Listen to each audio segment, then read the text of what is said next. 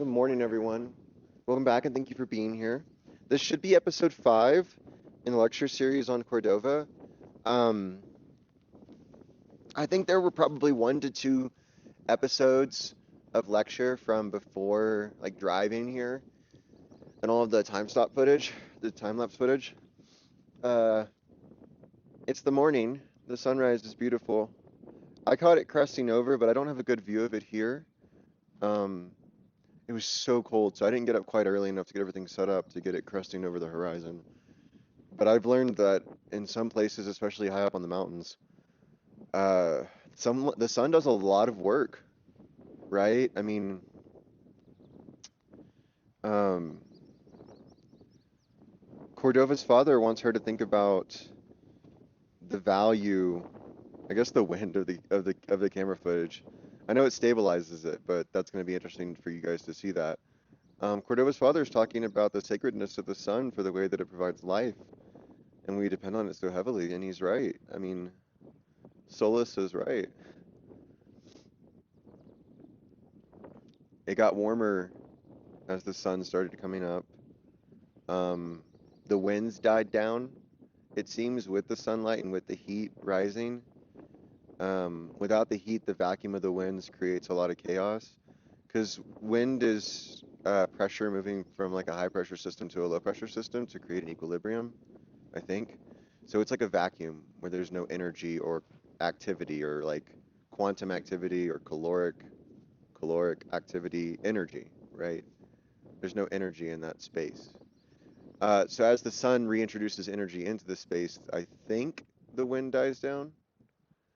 But I'm not a meteorologist, and I didn't take like meteorology in college, which is something you can take. I think UNT offered it as one of your core sciences, and they also offered like astronomy, I think, as a core science, but I didn't take it because it was. I heard it was way harder than it seemed. Um, I probably would have been interested in it and done fine, but I took a physics class that had stuff that I mostly already knew. So, the levels look good. I'm gonna put that timer on just to make sure we don't get any which way. And, yeah.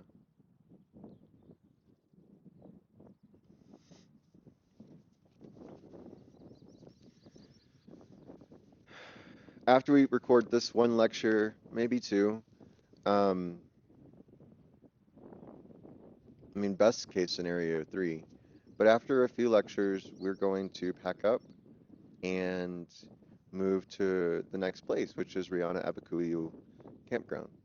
Uh, Rihanna Campground and Abakuyu Lake. I think I'm saying Abakuyu right. Like I said, it's Abiquiu. So UIU is like a weird vowel sequence to try to parse. Um, my hope for this episode in the next 55 minutes or so is to finish our section on the Bridge to America and work through the section on America. And that'll finish up part 1 of Cordova's book. And that will be about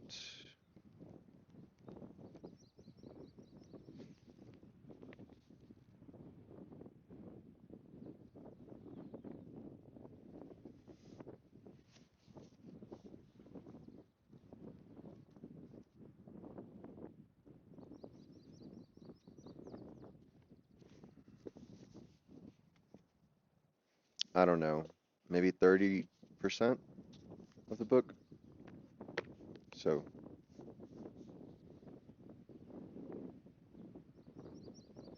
I'm hungry, y'all.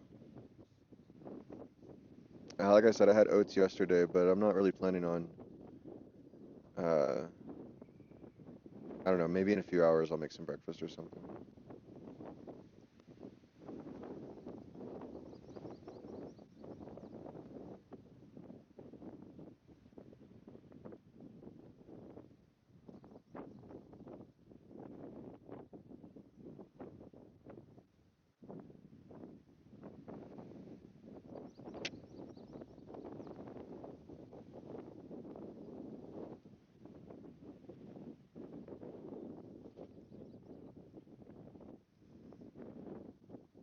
So I got up, I'll say this real quick. I got up in the middle of the night last night from the tent. It was super windy, and I had put most of my stuff away except for like the lawn chair. I put almost everything back in the car except for a few basic things like this table, the rug, the lawn chair, the heater, which I may want to go get at some point. I didn't bring it over here and set it down like I meant to. Um, but I didn't put the waters away because waters seemed like something that was fine to have. But I have these big, a bag with 4 gallons in it, and 2 of them are empty. And I was pretty worried throughout the night that the wind was gonna like pick them up and move them away. So I got up at one point because I'm on the side of the mountain. Like, what if my empty water bottles are just gone? I mean, I could buy new water bottles pretty easily, but then they'd be littered on the side of the mountain. Anyway, I got up to take care of it, and I got so cold. So on the one hand, that tent traps heat really well, and it was nice in there with Winchester and me. It seemed to generate enough heat that it worked well. I didn't use the sleeping bag, and if it's even colder, then I'll put the sleeping bag on. The air mattress, like I've said before, was deflating, so I don't even know if I'll inflate it in the future. Um, I'm not sure how worth it that is. I probably will. It stayed up for a while, and it was nice to have it first, even though it went down throughout the night. But having it down, like halfway down throughout the night, it was just so uneven. There were a lot of creases, and Winchester shuffled a lot. He couldn't seem to get comfortable, and he couldn't get flat and just rest. So I might just leave it flat on the ground in the future. And then my his bed that he's on right now, good boy.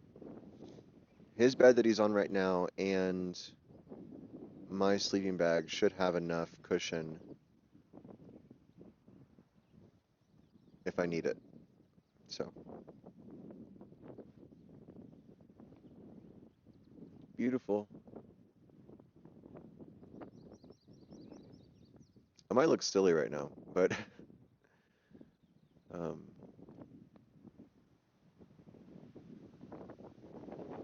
one, I'm really happy, and two, I'm really happy, and three, I think this is going to turn out really well.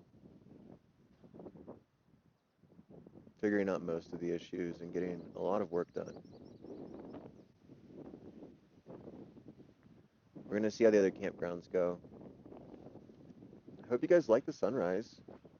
You can see the valley below.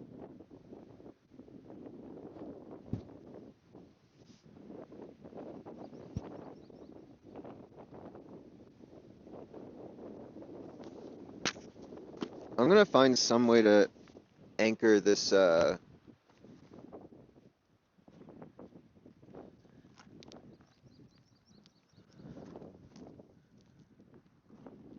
anchor this down just a little bit better.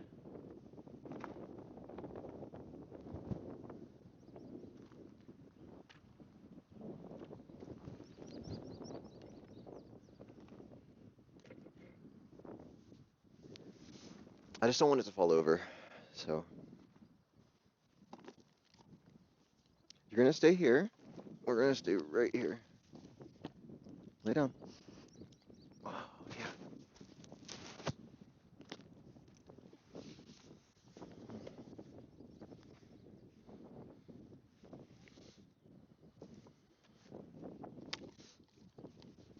Stay.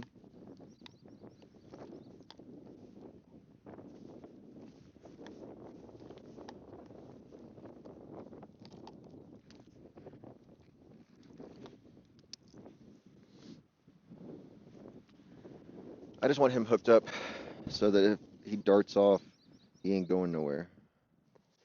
You're getting yeeted back here. Move the mic up. Remic, break. Okay. I don't think I have to speak too loud to get a really clear reading right now. So that's one fun thing about the scarf.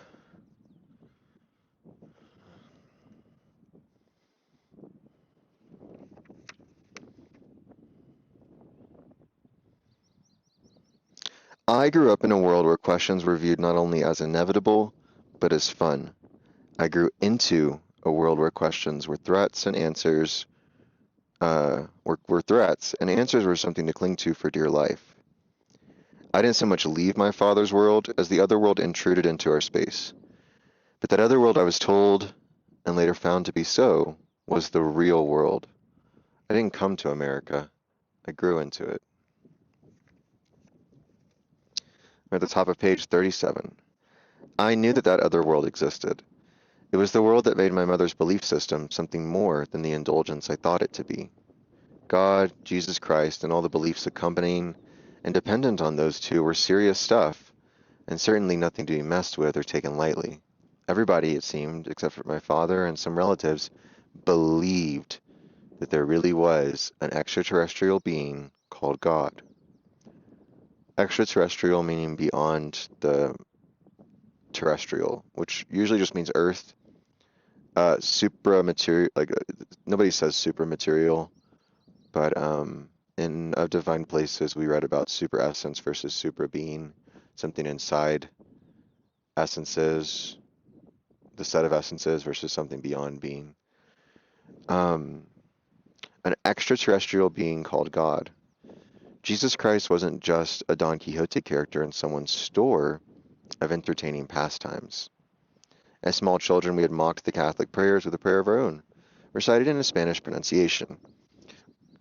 Queren Gwen Cruz, Hakura Makara, Amen, Jesus. So Karen is I said Queren, but it's actually Karen. Karen Gwen Cruz. Karen means they want. My grandmother and her sisters laughed when we mocked them with this prayer and called us little devils. Queremos would be we want, so they were literally saying they want, not we. Exclusive of we. If it was they and we, it would still just be queremos, we want. Outside of the family, although Karen, I think it might be used like the third person singular, where it's like the infinitive or the one must, one wants, like the universal, impersonal universal. So take that with a grain of salt. Outside of the family, that recitation was an illustration of absolute blasphemy. It brought to our listeners reactions of shock and disgust. We were expected to apologize for our insensitivity. Yet those same shocked people thought nothing of dismissing Indian views of what was sacred. Indians are in quotes. Indian is in quotes. Not only was the Holy Sun insignificant, it was nothing at all. She capitalizes. She puts things in all caps all the time. Like real is in all caps. Not all the time, but there have been a few noteworthy examples.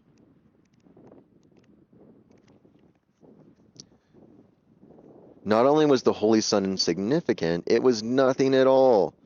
I found it difficult to believe that they believed the stuff that they did. There was one more episode that clinched it for me, that made me realize how deadly serious Christianity was in the world that I had to live in. And this episode involved another experience where she went to church for Sunday Mass, or not Sunday Mass, but First Communion on a traveling summer school, through a traveling summer school of nuns, and she made a big stink of it while she was there. During the summer before my 9th birthday, and this is presumably after she stopped going in general, I think. It's not super clear how old she was when she stopped going at all. During the summer before my 9th birthday, a flock of nuns descended on the town and set up a summer school. The classes were set up according to whether one had made their first communion or not.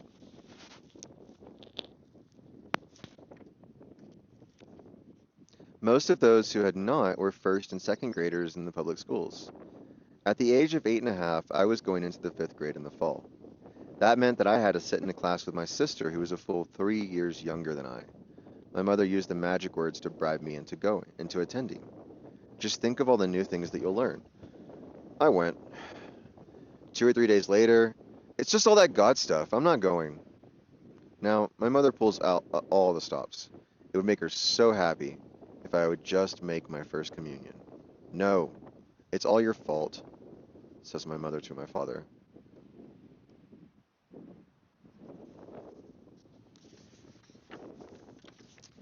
Go, says my father. It will make your mother happy. Feeling somewhat betrayed, but fully understanding why my father has done what he has done, I go. 2 or 3 days later, I come home ecstatic. A great weight has been lifted off my chest. The shackles have been torn from my hands and feet, not to mention my thought processes, which might add fuel to the coming fires. I am home unexpectedly in the middle of the afternoon. My sister is not with me. Dun dun dun. Guess what? I shout in glee. My parents register surprise. I never have to go back again. Still, my parents are surprised, maybe even befuddled. I offer an explanation. The sister says I never have to go to their school again because I am going to hell. Now I get a more definite reaction. My mother bursts into sobs. My father is laughing so hard, tears come to his eyes. Through their tears and laughter, I try to give a little background to the episode. The sister was talking about Adam and Eve. I asked about the cavemen. She talked about God. I asked whether it wasn't true that the sun was necessary for life on Earth. The sister got angry. She pointing a shaking finger in my direction and taking a few steps. She blusters at me. You, you, you, you never come back here again. You will go to hell. You will burn in hell. I was far out of the school building before she even got close to where I had been sitting. I ran home jumping over sagebrush, over gullies, feeling the wind in my hair and through my shirt, feeling life all around me and knowing that the sun's warmth is not so critical as the nun. And then I was home free. There were apologies. The priest came to the house. My mother apologized. The sister apologized. I maintained silence throughout the entire ordeal. I took refuge in being my father's daughter. Aloofness is our middle name. Later on, I would drive my mother to her church activities. I would even attend special ceremonies if she insisted. She appealed to my aesthetic sensibilities. It will be so beautiful. I watched the ceremonies as I would watch a play, a pageant. They were interesting. I remained uninvolved, aloof. But there was no way one could avoid involvement in an entire country that was built on variations of Christian dogma. I became fascinated not only with the content of belief, but with the act of believing. I began to explore all of the belief systems I could think of. Beliefs, however, were just a starting point. They were the foundations upon which numerous contingent beliefs were based, and all of those beliefs, together through some sort of cement, quote unquote, of logical consistency, created worldviews. Worldviews were not only beliefs, they actually constituted the sense of reality that people bore toward the world and other people. Having learned that as a teenager, I learned another thing. That stuff about the Bering Strait, my father's story about evolving out of Taos Mountain, about Folsom Man, parallel universes. The reality of my father was not the reality that I had to contend with. I had discovered America. And so she's not discussing the indigenous philosophy in this next chapter when she talks about the real. Like, she's not giving us a solution with the real world or the real worldview. What she does between the Christian and the real worldview is to show how Christian doctrine and dogma, like eternal sin, or what is it? It's not eternal sin. It's innate sin. Anyway,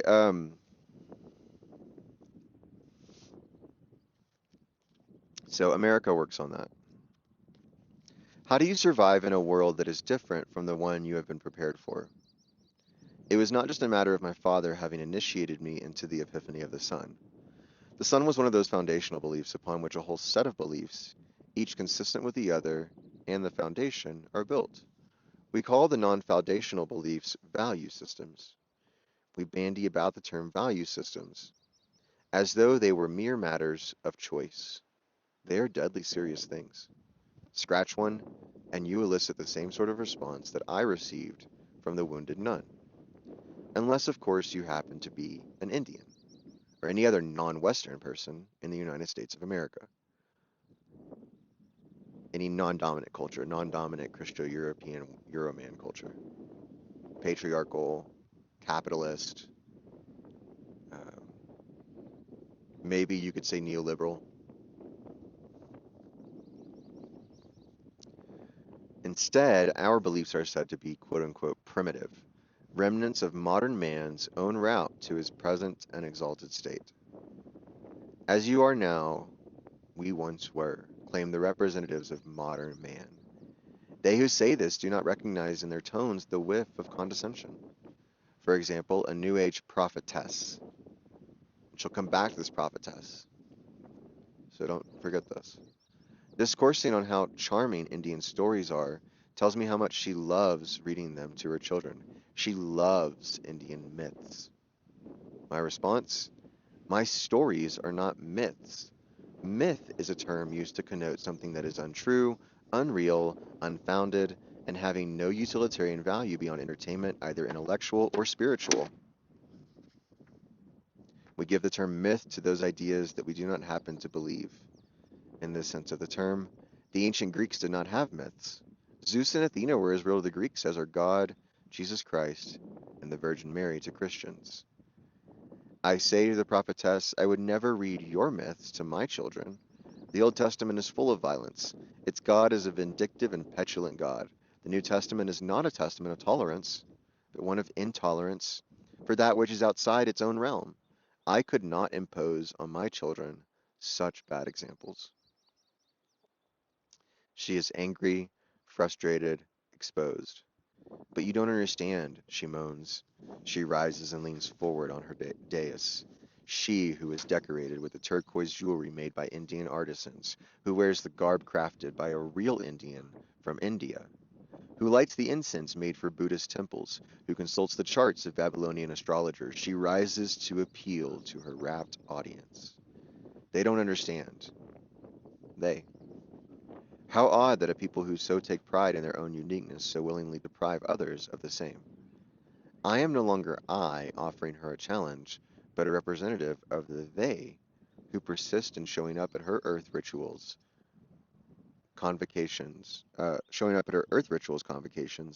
to challenge the misuse of their own belief systems. Dissolved into defending the they, I leave. I don't know if she comes back to the prophetess. I think she does. I thought she did. But maybe it was just right there.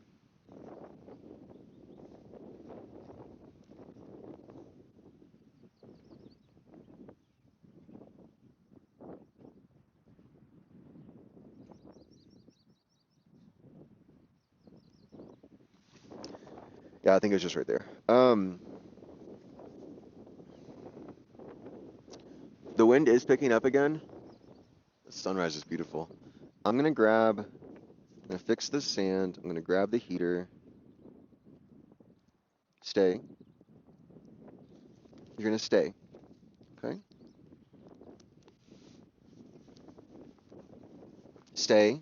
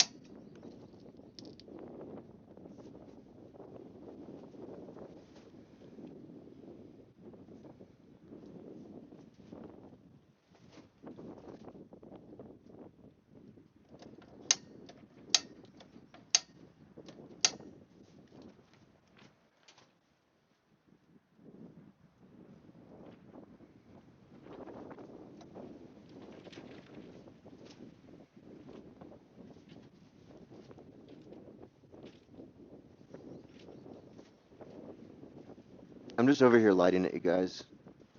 I wanted to light it outside of the wind so that it's not, doesn't have any issues. It seems to be going fine. So, let's hop back in. Okay.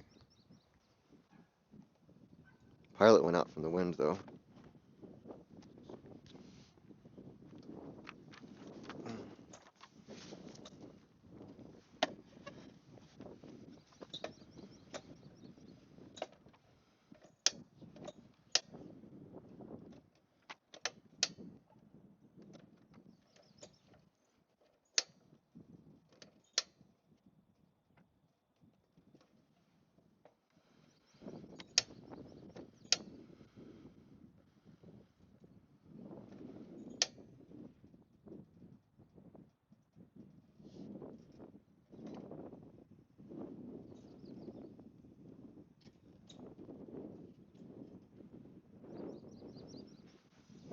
I think I got it again.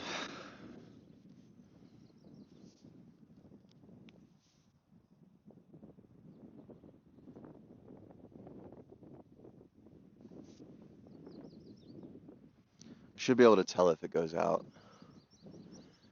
That golden hour is pretty.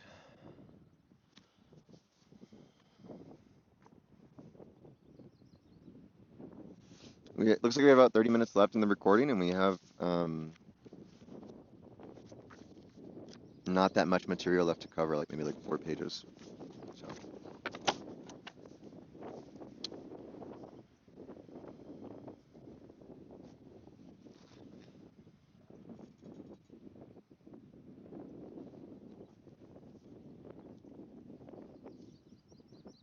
Dissolved into defending the they, I leave.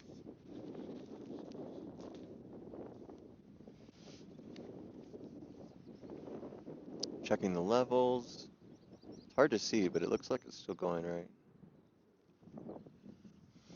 But it is not only the New Agers who misuse the literature, the religion, the philosophy, the rituals of Indians. There is an industry of Indian experts, academics who would interpret Indians to the rest of the world. They make a name for, They make a name for themselves. We gain little. Do you want to know what a Navajo thinks? Or a Lakota? Ask a non-Indian expert. We cannot speak for ourselves. We make the mistake of taking ourselves seriously. We need to be interpreted. Another example. A budding folklorist follows me after a lecture, during which I have said that it's the Indians themselves who are authoritative about their own cultures. Don't you think, she asks, that it is important to take down the stories that the old people know how to tell? Sure, I answer. Why don't you record the stories of your own old people? Someone is already doing that, she replies. What do you know of the context of stories outside your own culture? I asked her. How many native people do you actually know? Have you any native friends? Do you sit and have coffee with them after class? She is acquainted with many natives. None are her friends, and she would feel awkward sitting with them for coffee. She is not unusual in this.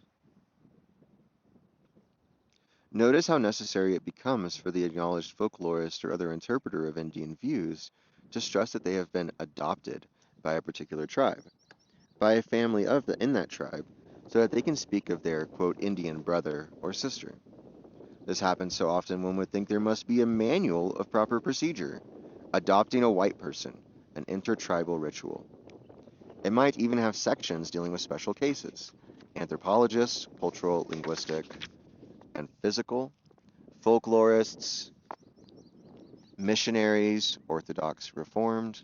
The manual should exist, and it should have an explanation as to what it is that this adoption does. That's an amazing paragraph. An absolutely amazing paragraph. Scathing, right? Just scathing. The budding folklorist follows me for days. She wants me to understand what she is doing. If you think it's so important that these old stories survive, then why don't you teach quote-unquote natives how to do such transcriptions? She apparently hadn't thought of it. Each time she finds me, she has a new approach. Don't you think it is important for those voices to be heard? I respond. If you write them down, it isn't their voice that is speaking. It is yours. Shock. If you speak for me, you rob me of my voice. A coworker says, she is seeking absolution. Don't give it to her. The comment about stealing our voices must have done it. She now merely looks at me from afar, guiltily. Andre Brink quotes a black South African as saying of such circumstances, carrying Whitey on your back. Whitey rides into fame and fortune. No notice is given to the mount. If we're lucky, we get to be informants, and we're assigned a number, sometimes even initials.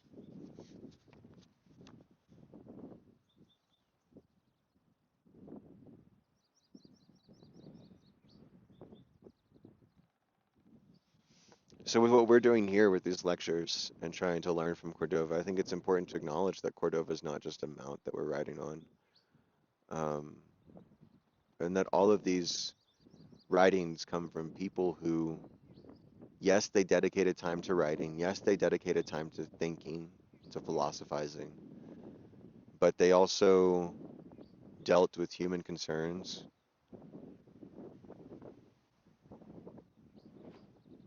So they're not like some other non-me. They're their own me. Um,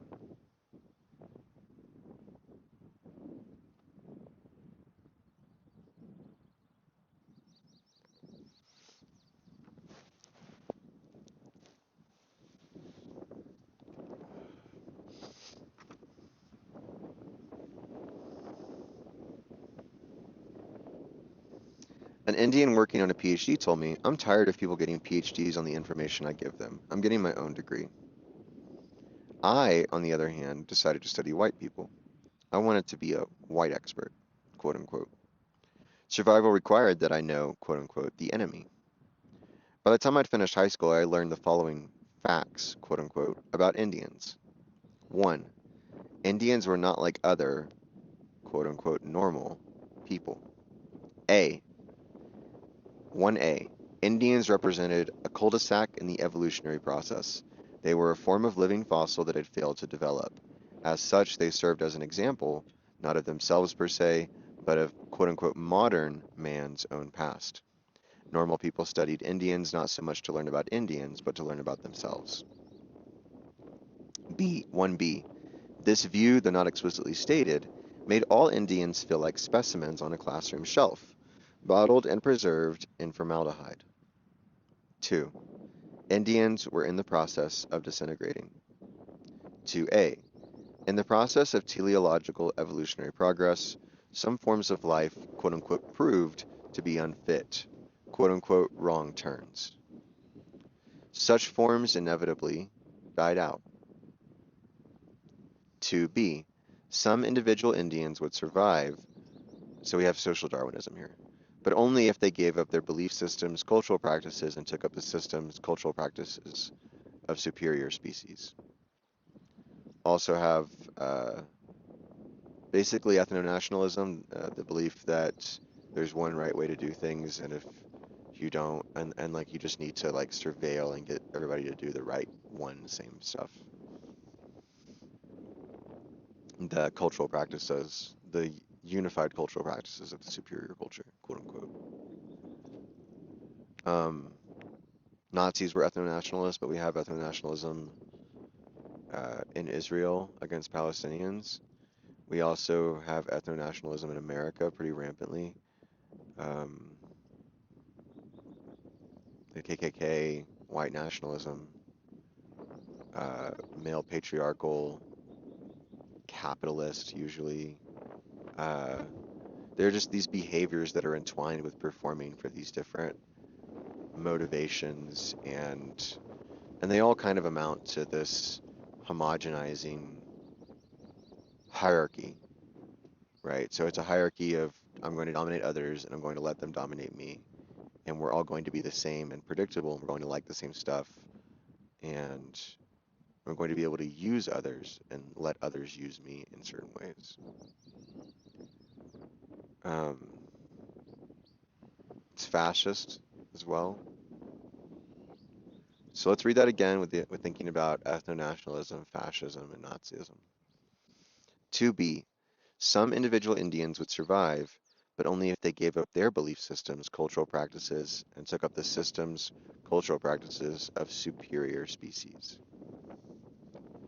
Any hierarchism does this too. Like if you think like, oh, they deserve to be poor because they made bad choices, or oh, they deserve to be homeless because they do drugs, or um, tough luck, you didn't do what you were supposed to. Like that kind of thinking is just it is this hierarchism that evaluates the other person as deserving lesser based on a choice they made. So dessert, it's hard to think about dessert without thinking of a lack of dessert or implying a lack of dessert that would construct a hierarchy and a dehumanization. 3. In the quote, winning of the West, Indians figured only slightly higher than grizzly bears, wolves, and other potential competitors for the land, its resources, and its resources. Indians were more of a menace. My father discouraged us from attending, quote, Western movies. If Indians had devils in their religious systems, they would all resemble John Wayne. 4. All Indians were essentially vicious, unreliable, traitorous, drunken, immoral, and dirty. They all lived on reservations. I've heard this. I had I had a student who was an immigrant from Canada. I don't want to say too much about this student, but and I won't say where I had them or what class. I've had over 400 students, so that should be enough of a data sample that I mean, and nobody knows the immigration statuses of my students. But I have, amongst that large population pool, I've had at least one student who was an immigrant. I had one from Brazil. I'm sure I had some from other countries as well, like China or Vietnam or Thailand. I think I did. Or first generation immigrants at least, uh, instead of international students. But I had an international transfer student from Canada, not just an immigrant, an international student who was here only for on a school visa. And this student, um, I was asking like, oh, Canada has like really good relations with their like First Nations and their tribal, good tribal relations with their uh, different indigenous populations. And she said a few nice things, but then she was like, yeah, but they're all dirty. And I was like, I don't think that's true. I think that's probably racist. Um, so I checked her on it. Sorry, that student, I checked that student on it. But here we have, and we did cover Cordova later in the semester. We didn't cover it as thoroughly as I wanted to, because it was a rushed timeline. We have more time in these online formats. So even presumably this would work, these lectures would be viewed even in a synchronous course, and then we'd come in person and discuss it. So we'd discuss it more. And we could have time in class to dedicate to students working on their assignments, and getting some practice with the concepts and with writing and annotating and prepping for exams. So for, again, that racist belief, these are all racist beliefs, but all Indians were essentially vicious, unreliable, traitorous, drunken, immoral, and dirty. They all lived on reservations. About the enemy, I learned that there was not one singular view, but two intermingled and sometimes competing views, the Christian view and the quote-unquote real view. So this is why I said that the real view is not what she thinks is like the true nature of reality and the absolute good truth of the right way to see the world. Um, it's quote-unquote real, and it's not what she was raised with by her father from the Apache worldview, the Apache way of seeing things, how it is. What she wants to explain and advocate for instead of what she's critiquing in the Euroman. Um, so we just have 3 more pages.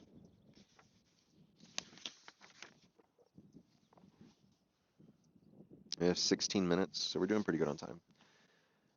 So I'm going to read them kind of, well, if you look at a copy of the text, you'll see that they don't line up side by side. The next page does, but this first page does not. It seems to me that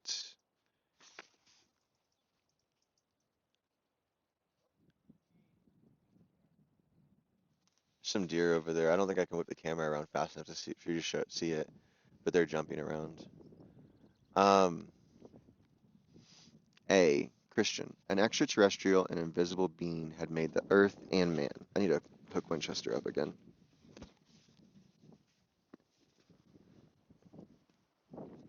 Oh.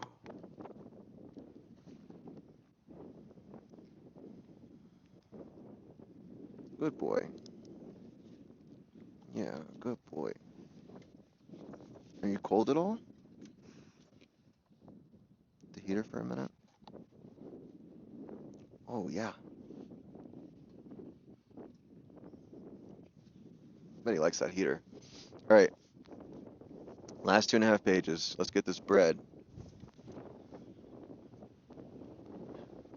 I'm actually not doing this for any bread. I'm doing it for the love of the game. But, you know what I mean. A. Christian. An extraterrestrial and invisible being had made the earth and man. B. Real.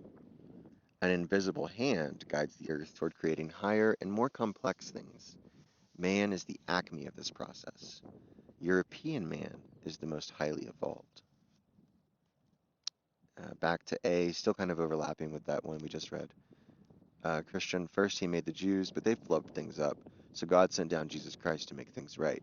Real people are Christians. B, in the process of making this most recent manifestation of the coming perfect creature, the earth coughed up Sumerians, Babylonians, Egyptians, Greeks, Romans, and finally, Euroman. The immediate forefathers of quote-unquote real modern man are the Greeks and the Romans. This is that, like, I guess you call it Greco-Roman racism, fascism, ethno-nationalism. A. Christian. The earth is a thing to which humans are condemned for being disobedient to their owner. B. Real. The earth is a thing out of which humans have evolved and now transcend. A. Christian. So that for that one, the earth was a place of punishment versus B, we've evolved past and can control and are better than the earth. A. Christian. Human beings are essentially sinful and in need of control. Original sin, that's what I was thinking of. B. Real. Human beings, though the greatest of species, are still a transition phase on the way to becoming something even greater. Because they are a transitory species, they are riddled with leftover instincts that must be controlled. So this is the, maybe you say myopic or misanthropic view of the world. There's a golf tee here. Some butthead is shooting golf balls off of this mountain. That's crazy. Um, it's a national forest. Don't shoot golf balls into a national forest.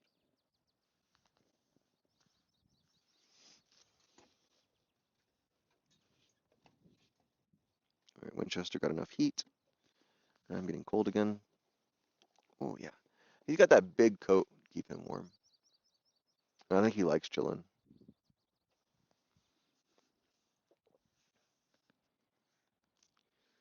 Um, but yeah, it's like this Hobbesian, Machiavellian view of controlling the population. Um, it's a very conservative, fascist, authoritarian view. A. Christian, in the future, God will make all things perfect again, but only if humans behave, wagging finger. Be quote unquote real. In the future, everything will be even better than the present, but only if human beings keep the evolutionary ball rolling. You see this she had probably no ability to see AI back in her day. She could think of cyborgs. She kept up with tech and she could think of like Terminator or something. And but like you have tech billionaires today who think that humans are an expendable step on the way to AI consciousness or uploading our consciousness into a more permanent format.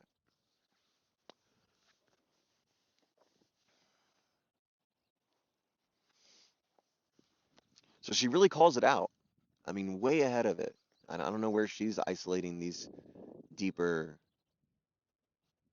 truths about the Euro Christian man worldview, but page and a half and not enough time to keep rambling, so I came to the conclusion that if the definition of the Indian that I learned in school was wrong, then it was also possible that the definition of the European species was wrong. How would I know? I could pretend to be an anthropologist. I could live among the people that I was going to study.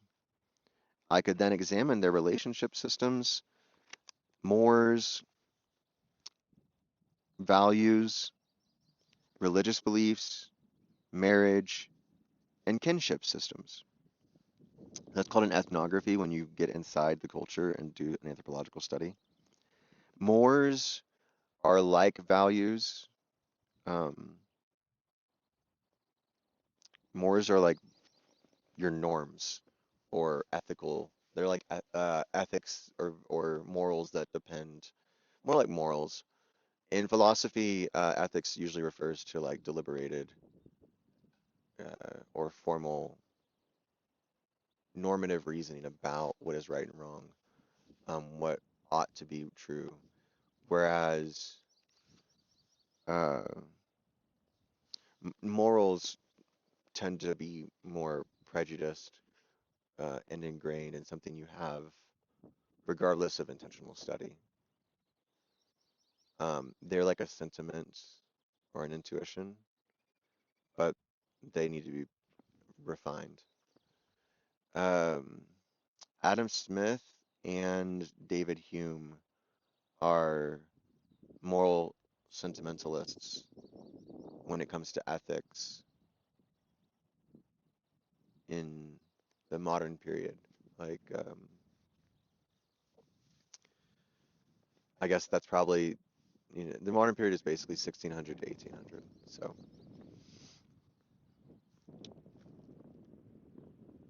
So that's what Moors are. Moors values religious beliefs, marriage and kinship systems, and leadership systems.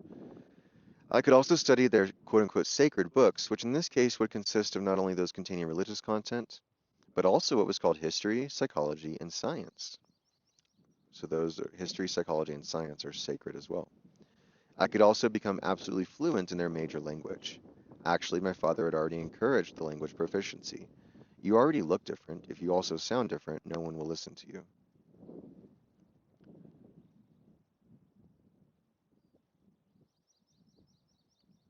The flaw here, of course, was that anthropological studies don't quite make it.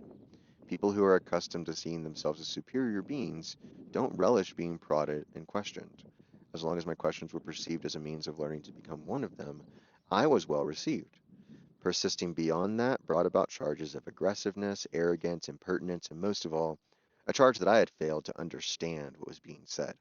It seemed obvious to my quote unquote artifacts that if I had truly understood, the questions would not have persisted. Understanding in their view being synonymous with acceptance. Yeah, I think like the understanding is supposed to reveal the full disclosure. It's what we assume that it does, but Cordova points out that it might just be accepting it without further questioning. And she says artifacts here because anthropologists and archaeologists study artifacts of past cultures, or they have these things that give them information about whatever they're studying. Things or beings. Let's just say beings so that we're not reducing them to objects. That's not true. That's not true. I can hear the clamoring cry. After all, there are numerous Indian writers who turn out volume after volume of quote unquote their view. No one objects to hearing a different view of themselves. But the majority of quote native writers consist of poetry and short stories. There are also elegant retellings of tribal lore. Native poetry is often only eloquent screaming. Such poetry usually consists of recording the agony of being an Indian, about drunken nights and failed lives and white folks looming over them like evil spirits. The real thinkers are co-opted by the white establishment. Native women thinkers become feminists or lesbians and turn to quote-unquote greater causes. Native men who go beyond the eloquent screaming are termed angry or seen as having gone quote-unquote off the deep end. Um, Similarly, I think James Baldwin is seen as being angry. Frantz Fanon, gets the rap of advocating for violence, but he's just describing the naturalness of the violence of the Algerian colonized under French colonization. Naturalness here not being a way of uh, moralizing what happens, but explaining the physiological and psychoanalytic processes of the colonized experience and how the repression of certain energies and social fulfillments and personal fulfillments, freedom and liberation, all these things, leads to a rebellion, just naturally. Um, but it's always argued that black men, especially men, I think more than women, but you have the angry black woman too. There's all these tropes. Or like the catty Latina who's dramatic. Well, I took a class at UNT in 2014 called, which was 12 years ago, 11 and a half years ago, called Race, Gender, Culture, and Ethnicity. And we looked at the, um, there's like three main Latina stereotypes in television and film. So it was a sociology class. Anthropology is a humanities, sociology is a social science. So sociology probably falls more within the realm of what Cordova is critiquing. This is beautiful, you guys. This is fun, cool, and new and fresh and exciting. John Trudell, an angry Indian, says, I don't trust anyone who isn't angry. Vine Deloria Jr. picks on Christianity. He must be, quote unquote, hostile.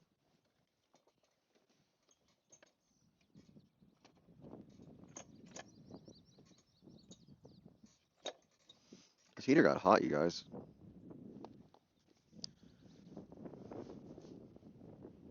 It is as though there is a written rule that says one must not look at oneself through the eyes of others. Many years ago, before I had joined the academic establishment, I used to record sayings that I found particularly profound and illuminating. One of my favorites is from the New York Times. A closed society where only the highest voices are, quote unquote, sorry. One of my favorites is from the New York Times. Quote, a closed society where only the highest circles are permitted to debate hears only its own voice. I wish I knew who said that. It was said in reference to South Africa, but it is relevant just as well in the USA. In America, we ban hostile voices. Carlos Fuentes, Farley Mawat. Occasionally, a professor who undertakes a study of Marxism is accused of quote-unquote preaching communism. The reason that it is so difficult to find quote-unquote qualified minorities for positions in the U.S. institutions, and she hits this on the head, and it doesn't matter, um, like, I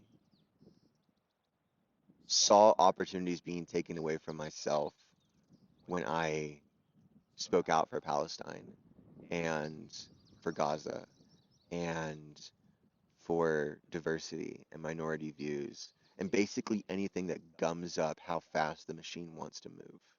And just because the machine wants to reduce everyone and everything into a gear, a reliable, consistent, mechanical, repetitive gear that predictably produces as much profit as possible.